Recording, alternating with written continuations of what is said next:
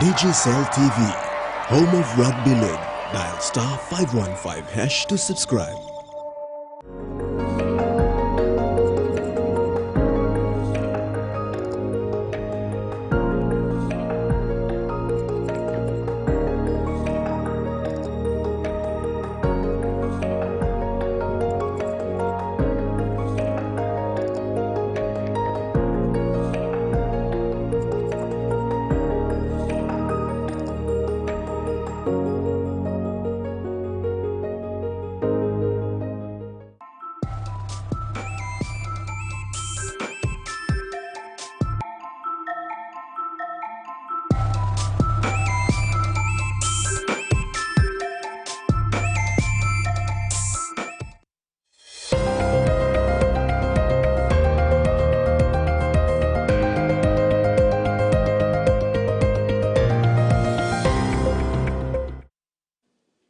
Hello, I'm Tracy Paul with the Midday News.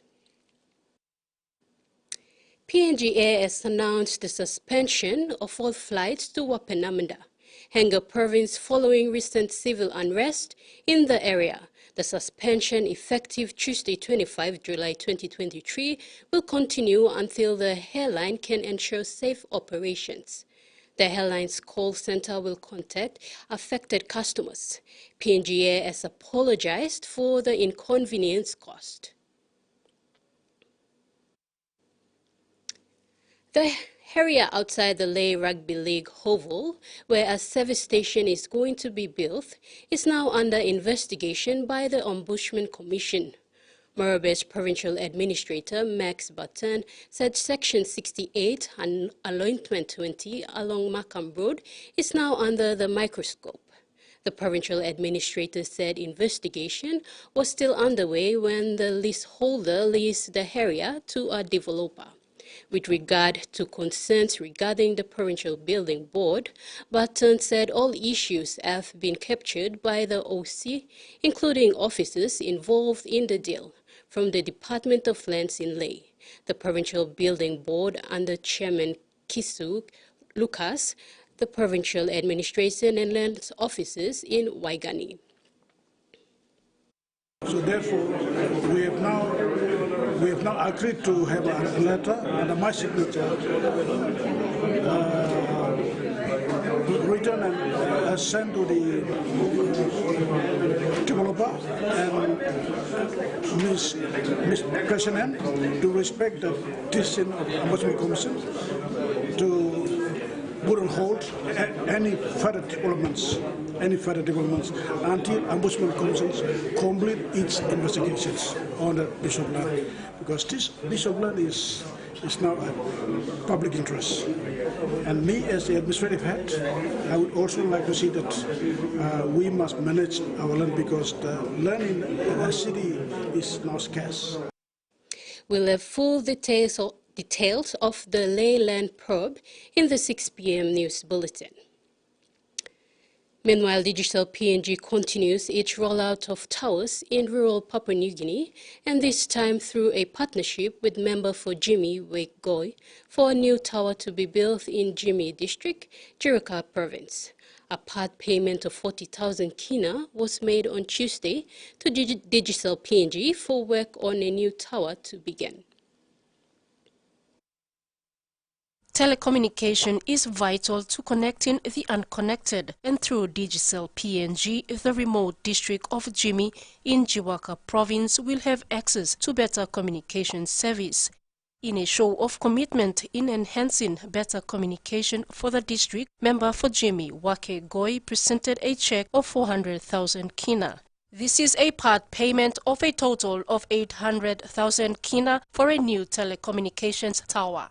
Goy expressed his appreciation to Digicel PNG for focusing its efforts in providing telecommunication services to rural Papua New Guinea. Digicel is playing a bigger role in this country, across the Pacific, but particularly in this country, and particularly in my electorate, specifically, like I can get WhatsApp of what is going on right in my area. Every day you can communicate to and fro because of the role you play, the towers that you put on.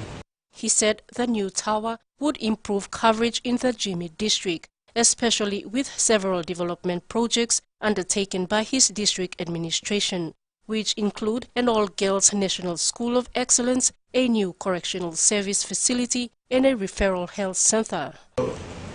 That's why we thought, having a tower will go in a bigger way and reaching to unreached areas so that the communication is steady across the entire electorate. Digicel PNG Senior Vice President Lorna McPherson, when receiving the check on behalf of Digicel PNG, thanked MP Goy for partnering with PNG's largest telecommunications provider. We as an organisation want to do, it enables Papua New Guinea to develop as a country too. Ms McPherson said the new tower in Jimmy district was in line with Digicel PNG's recent rollout of 70 towers in the country in 2023. Susan Oreape, TVWAN News. The Japanese ambassador to PNG, Nobuyuki Watanabe, and Madam Ambassador Mio Watanabe received a warm New Highland-style welcome at the KVN airport. Governor said Julius Chen greeted his guests when they arrived.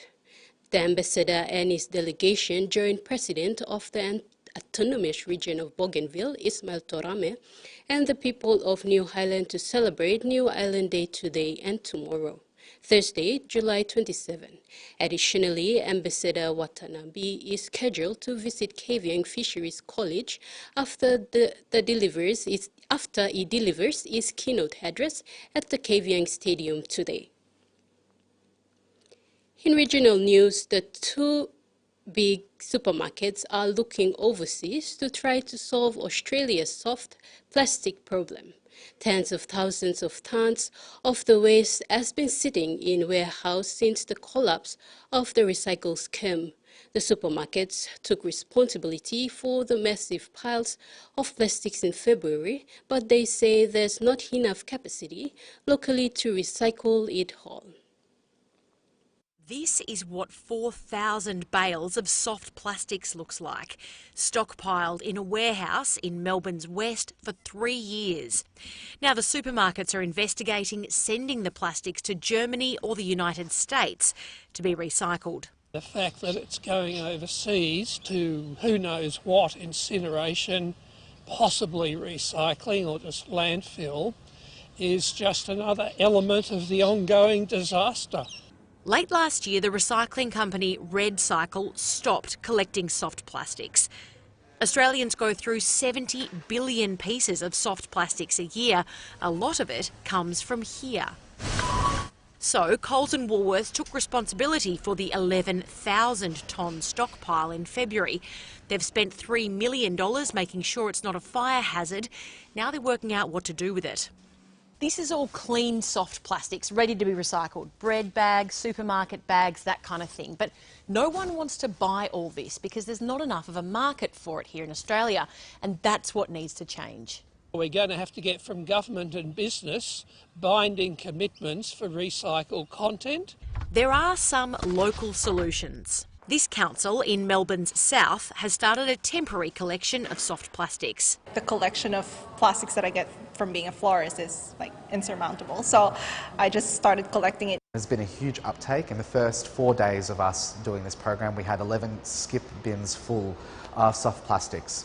The council takes them to a manufacturing company nearby, but they can only take so much. We need leadership in industry and all levels of government.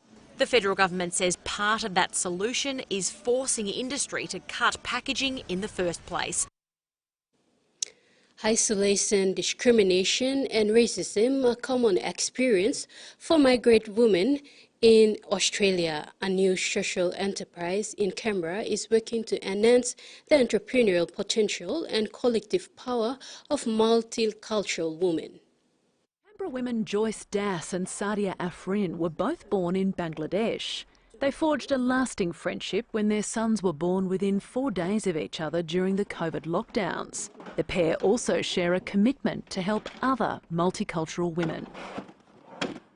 Together with another friend in Bangladesh, they started a social enterprise called Crafting My Story to unite women living in Australia and overseas. Culturally diverse communities, often they're represented by men. So often women's voice are not heard.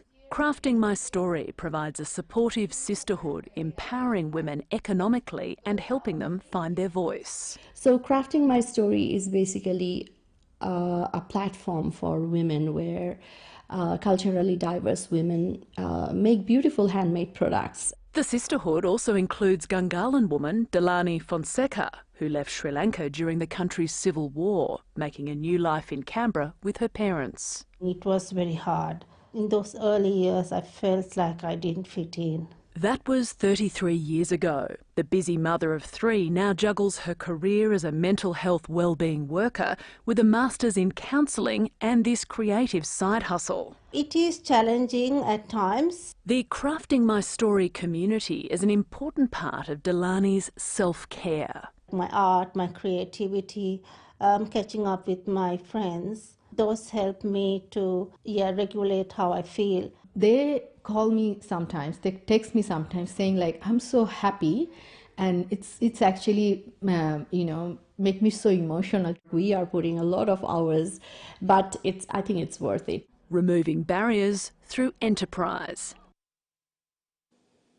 In sports, the superb fielding and bowling performance by the PNG Barramundis has produced a fantastic all-round fielding and bowling performance to set up a somewhat comfortable victory over Japan yesterday in Day 4 of the He-Hei-P Regional T20 World Cup qualifier at the Amini Cricket Ground in Port Moresby. PNG Barramundis saw 4-for-92 in 15.1 overs.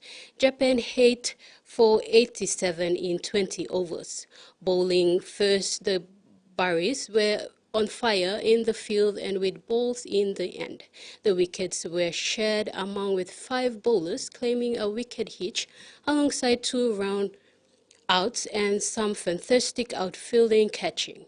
The Amini Park pitch is proving to be difficult to score on and is keeping low and slow, meaning the chase of 87 was never fully comfortable. After the loss of 2 early wickets, skipper Asad Vala shedded with CK Amini to see PNG over the line.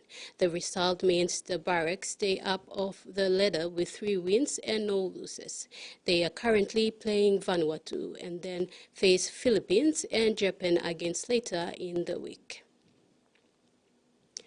The International Tennis Federation, Dermot Sweeney, ITF Technical Director, Training Centers and Player Development, and Gary Puchel, ITF Development Officer, Pacific Oceania region, are currently in the country. Their visit stands testament to the flourishing relationship between ITF and the PNG Tennis Association under the leadership of President Barbara Sudings. The entitling discussion and networking sessions provided an opportunity to delve into the efforts the ITF is making in Papua New Guinea and beyond. The country gained insight into the National Federation's future-focused 4-year development plan, pathway for junior players, and the promising future of the sport in PNG. With exciting times ahead for tennis in PNG, kids are being encouraged to sign up to Tennis Today and keep a keen eye out for the upcoming August Nationals and the coaching courses. Thank you for your company. Join us at 6 for more.